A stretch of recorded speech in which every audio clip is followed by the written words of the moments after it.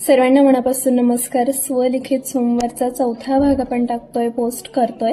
खरं तर 2 दिवसांपूर्वी महिला दिनाच्या ज्या शुभेच्छांचा वर्षाव झाला तेव्हा मला पुन्हा पुन्हा माझी एक कविता आठवत होती आणि म्हटलं की या स्वलिखित सोमवारी हीच कविता ऐकवूया. लिहिलं होतं की इतिहासाची पानं करपतात, इतिहासाची पानं करपतात, कुंतीचे वर शाप होताना, कृष्णेचा घात होताना, सीता अग्नीत येताना, अगणित पाप होताना, शब्द विष होतात आणि पसरतात पाणभर.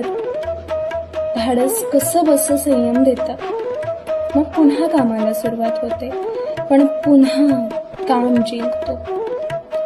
मग आधीच सावरलेला पदर अधिक सावरला जातो. मूठ घट्ट होते, काळी जवळ जवळ बंद होते. त्यांना आवर शक्य झाला तर घर गाठल्या जातं. सवय कागद उचलते आणि आजचंही पाण करपतं इतिहासासारखं. खूप आभार.